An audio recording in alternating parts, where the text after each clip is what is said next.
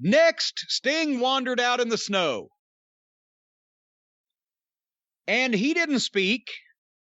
Tony tried to let him speak, but guess who came out again? Jake the Snake Roberts, who interrupted and started rambling. And this is starting to get concerning also, because you remember when the one thing that you could say about Jake the Snake Roberts was verbally, no matter what the situation, he could command your attention, make some points, and do them in a very sinister way? Yep.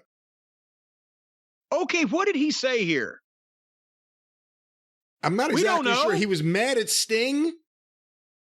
I'm not exactly sure if it was for the same reasons that Archer apparently was mad at Sting.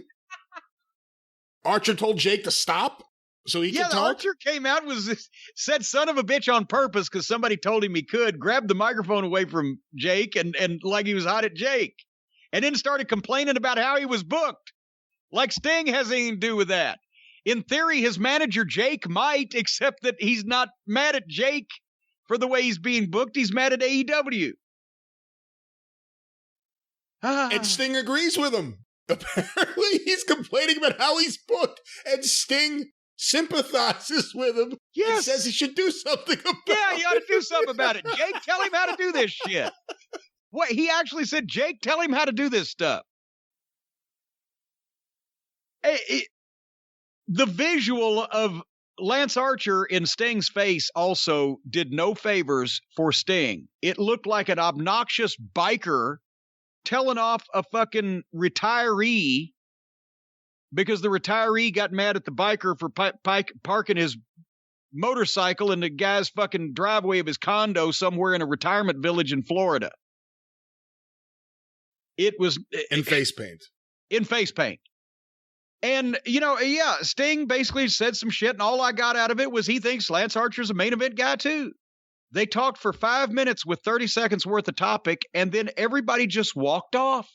He basically explained the booking problems. He said, you showed up, you got a match, and you disappeared. Yeah. And then you got another push, and you disappeared. Yeah, that's exactly what's happened, Sting. Also, they had, without any mention...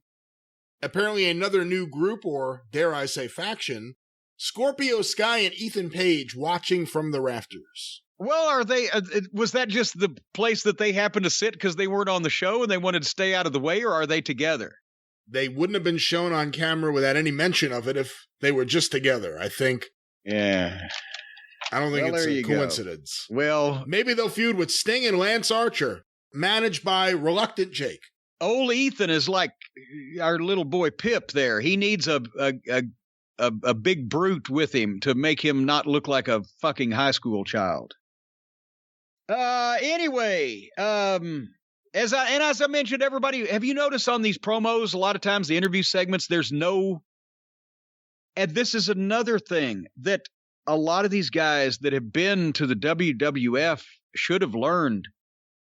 The most important line in a live promo, especially in a live confrontation between two opposing factions or people, is the go home line. And regardless of what else you do and whatever business you go into for yourself in the course of it, the go home line is because that makes the point. That's the cue for the music. That's the place you can get out gracefully instead of it being awkward and everybody just stopping fucking whatever they're doing and it's over. And that's what happened here. Everybody just walked off because it was over. Sting has not had, maybe he's had one. I was going to say, he has not had any promos where he talks without someone just coming out. And I mean, it's a problem show-wide. It's every promo. You mentioned before, well, at least Christian Cage got to say a few things. Yeah, then Taz showed up. Death Triangle start talking. Best friends show up with an alien. Everyone's promo gets interrupted throughout the show. Every week. I can disprove that theory. Okay. Because the next promo was Team Taz in the back, and it was so short. It was so short. They basically reiterated the same thing they've been saying for the past 2 or 3 weeks, that everything's fine and there's no trouble. But this time they didn't get in an argument. Taz just told Ricky Starks not to instigate. Don't instigate. Don't instigate. 30 seconds. That was it. Boom. And now we get to redo Taz and Darby. Remember, Taz wanted to manage Darby and help Darby, and Darby said no, and that started the whole Darby Allin Team Taz feud. Same thing now with Christian. He wants to manage him. Christian will say no, and there we get Christian versus Team Taz. And here's the thing.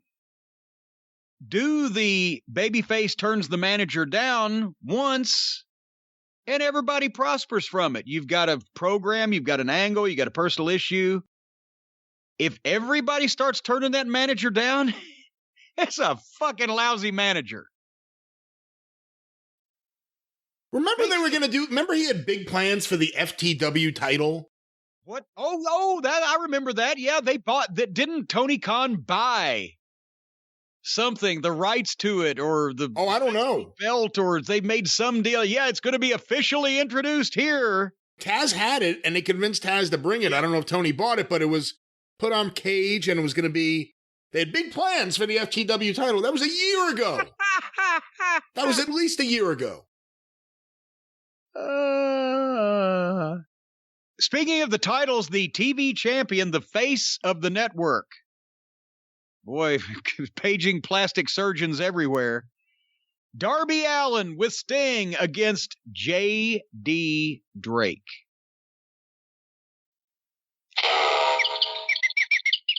Because a lot of people are going, who? And he has his own faction. Yeah, he's got two guys outside the ring with him. But this was at the top of the hour. Darby Allin against J.D. Drake at 9 p.m. Eastern. Even if you're going to have it, don't have it here. I don't know. I mean, maybe they don't teach this in television anymore, but this is another thing that I learned specifically from Vince McMahon. At the top of the hour in the days when Raw was a juggernaut in the ratings, whether it's the top of whatever hour, whatever time zone you were in, the top of the hour in the middle of the 2-hour show, you had a main event guy or a main event issue headed to the ring, going on whatever the fuck. The Steve Austins, the Flairs, the Takers, the Rocks, the whatever the fucks, the heavy hitters, because when people are flipping around at the top of the hour, if you tune in and see Stone Cold Steve Austin, you might give it a minute and get hooked. If you tune in and see J.D. Drake, I mean, unless he's got warrants out for him, there's nobody else that's really concerned with finding out where J.D. Drake is. But this was at the top of the hour. He looks like Mantar lost 80 pounds. So, and then it's contagious. Remember, Paige was sloppy. Darby Allin throws one of his drop kicks through the ropes. The guy's on the floor and coming back up on the apron, and Darby throws a drop kick through the ropes 3 feet over the top of the guy's head. And then realized that he'd completely missed him, and then fucking ran and hit a dive out through that had extra oomph behind it and almost killed both of them falling on their fucking heads. And this counting entrances got 12 minutes of national television time at the top of the hour before Darby Allin won the thing. And then there was an afterbirth. The Butcher and the Baker and fucking Matt Hardy and the Bunny come out and attack Darby Allin. But now Sting is supposed to do something. Well, he's got his bat, and he looks like he's going to do something. Then here comes the Dork Order, and there's running around, and idiots with masks and pale, fishy white physiques are running around with this fucking goofy-looking bunch of... And then Ty Conti jumps the Bunny and threw a barrage of fake punches at her. And while that's going on and all this other shit's taking place, they just pitch out, we go to a package of the 6-man main event. And while all this is going on, I thought the ADD drugs were supposed to make you focus on shit. Is that not the deal? Is that attention deficit disorder means that you have a deficit of attention. That means you can't focus. And that's a disorder. And if there's medicine to counteract that, would that not make you be able to focus and pay attention to shit? Then who is that can't be the drugs they accuse him of being on, that we have no proof whatsoever of. Just a lot of people saying it. But it can't be that kind of drugs because that would make him focus and pay attention, and the shit would make sense, and it wouldn't be all over the place. There is zero focus show-wide, and there is zero focus from segment to segment or from week to week.